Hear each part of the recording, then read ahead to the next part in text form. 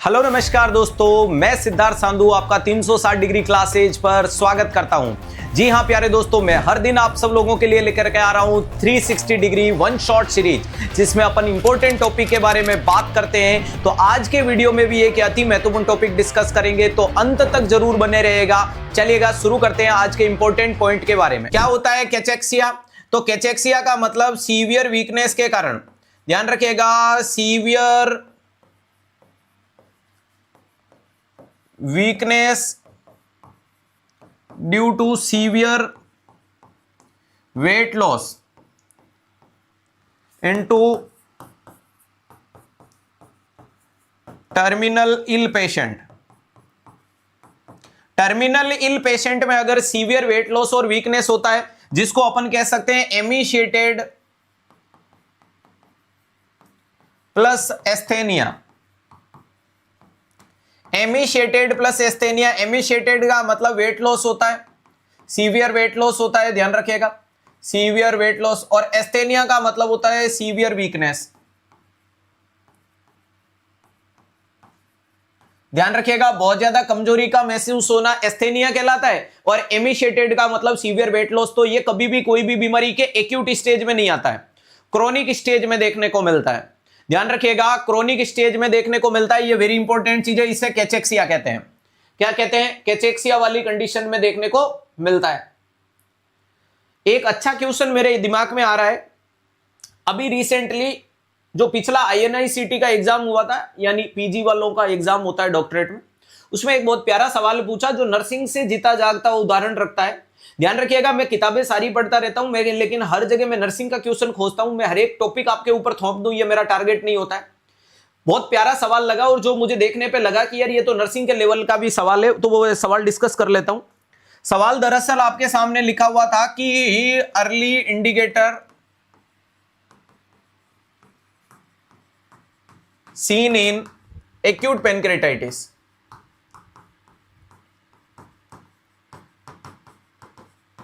यहां आप आगे कर सकते हो, which of the following, which of the following, which of the following early indicator seen in acute pancreatitis. अब वहां दरअसल ऑप्शन ने मामला गंभीर कर दिया।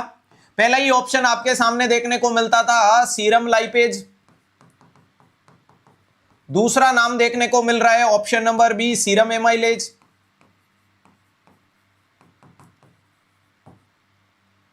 एमाइलेज, तीसरा नंबर था ब्लड यूरिया नाइट्रोजन का इंक्रीज हो जाना, और चौथा आपके बॉडी में देखने को मिल रहा था हाइपरटेंशन, सॉरी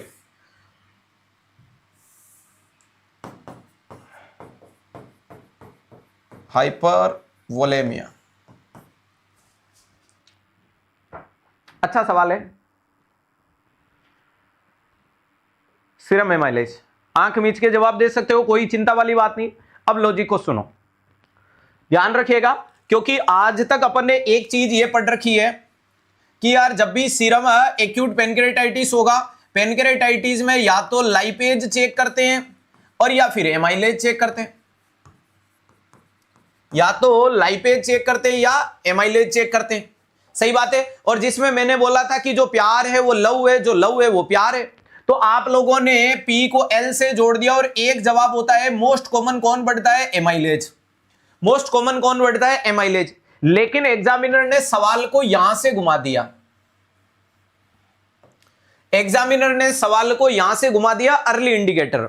अब एग्जामिनर का लॉजिक सुनिएगा, आंसर तो इसका ब्लड यूरिया नाइट्रोजन है, आंसर तो इसका ब्लड यूरिया नाइट्रोजन देखने को मिल रहा है। बढ़िया सवाल, अच्छा सवाल था, इसलिए आप लोगों से डिस्कस किया। दोस्तों ध्यान रखिएगा, यहां पर अगर मैं बात करूं, उन्होंने लॉजिक ये दिया कि ये मान लीजिएगा कि पेनक्रियाज है, जब पेनक्रियाज आपका खराब होगा, जब पेनक्रियाज का इन्फ्लामेशन होगा, तो हमारी कैपिलरी की परमेबिलिटी बढ़ जाएगी, और कैपिलरी की परमेबिलिटी बढ़ जाने के कारण, कैपिलरी परमेबिलिटी बढ़ जाने के कारण कैपिलरी में दौड़ने वाला, यानी वेसल्स में दौड़ने वाला फ्लूइड यहां से ऊज होकर के बाहर निकलेगा, यानी ये जो फ्लूइड है, ध्यान रखिएगा, यहां मैं क्या बोल रहा हूं, ब्लड वेसल्स में पाया गया फ्लूइड क्या करेगा? ऊज करेगा, और ऊज कर करके ये क्या करेगा? Shift into third space, shift into third space, ध्यान रखिएगा किसमें हो जाएगा, थर्ड स्पेस में चला जाएगा। अब ध्यान रखिएगा जब आपके वेसल्स में पाया गया फ्लूइड थर्ड स्पेस में गया, तो यहां तो मरीज में एडिमा तो डेवलप हुआ, वो छोड़ो, मुख्य बात है कि जब वेसल्स का फ्लूइड बाहर निकल गया तो आपको क्या हुआ, हाइपोवोलेमिया हो गया। अरे आप में क्या हो गया, हाइपोवोलेमिया हुआ। और जब हमारे अंदर हाइपोवोलेमिया हुआ तो प्यारे दोस्तों कार्डियक आउटपुट कम हुआ। हाँ, कार्डियक आउटपुट कम हुआ तो डिक्रीज रीनल परफ्यूजन, किडनी को मिलने वाली सप्लाई कम हुई। किडनी को मिलने वाली सप्लाई कम हुई तो किडनी ने प्यारे दोस्तों, किडनी से निकलने वाला वेस्ट प्रोडक्ट कम हुआ, बोले तो डिक्रीज यूरिन आउटपुट। और जैसे ही आपके किडनी से यूरिन आउटपुट कम हुआ तो यहां पर क्या देखने को मिलता है, retention of nitrogenous waste product, retention of nitrogenous waste product.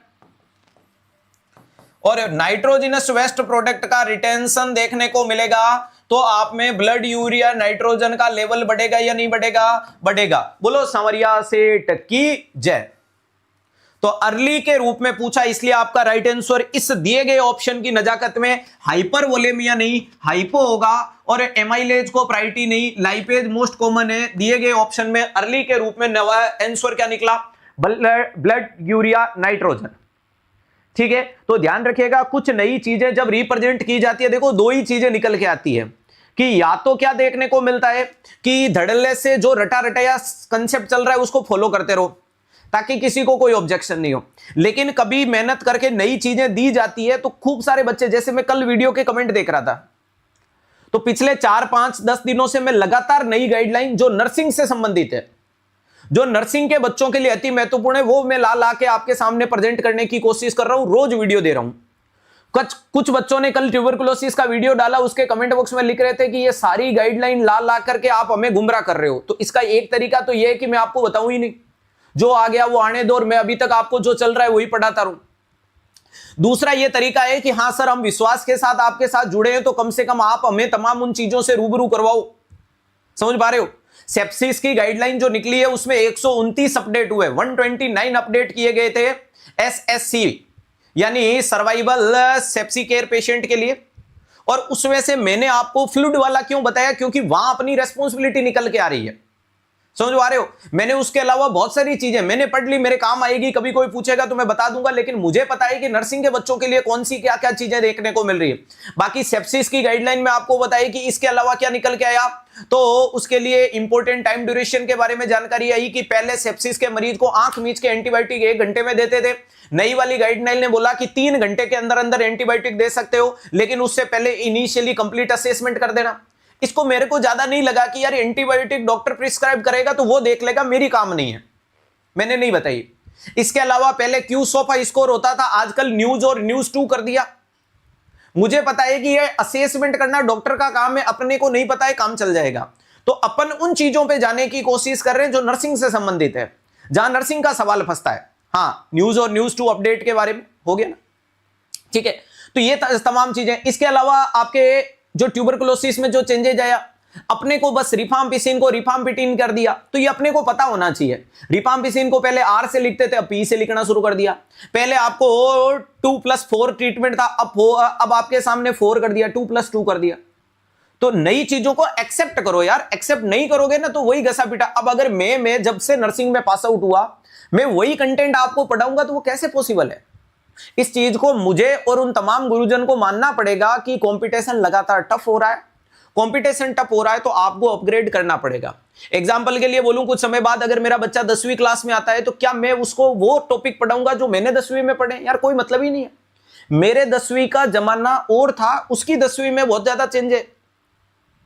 अब अगर आप लोग बात कर रहे हो नर्सिंग की, हम लोग जब पास हुए तब तक 4 साल होते थे, आजकल सारे सेमेस्टर हो गए। अब मैं 4 साल का ज्ञान अगर सेमेस्टर वाले को दूं तो कोई मतलब ही नहीं। समझ पा रहे हो, चीजों को अपग्रेड नहीं करेंगे तो कोई मतलब नहीं है। ठीक है, हम लोग जब कर रहे हैं नर्सिंग कंप्लीट करके आए थे उस टाइम लोग तैयारी करने का लेवल लोगों का कम था, आजकल तो सवालों का लेवल देखो। उस टाइम क्या यार, उस चीज के लिए क्या गुमान करूं कि मैं उस चीज के लिए घमंड लेके घूमूं कि आई एम नर्सिंग ऑफिसर। ठीक है यार, बहुत कम कंपटीशन था, लेकिन उस टाइम लोगों को नॉलेज भी कम था, तो दोनों चीज चल जाती थी। समझ पा रहे हो, जिस टाइम में पास आउट हुआ उस टाइम लोगों को एम्स का नहीं पता था। कंपटीशन तो छोड़ो, आज के फर्स्ट ईयर का स्टूडेंट एम्स की कुंडली कुंडली खोल देता है। तो अपने को मानना पड़ेगा, लगातार पढ़ना पड़ेगा, भयंकर पढ़ना पड़ेगा। कुछ बच्चे कभी कहते हैं कि सर कितना पढ़ूं, जितना पढ़ सकता है पढ़ ले बेटा। वास्तविकता तो यह है कि जितना पढ़ सकता है ना उतना पढ़ ले, क्योंकि पढ़ाई की कोई लिमिटेशन नहीं है, जिसमें साइंस का कोई अंत नहीं है।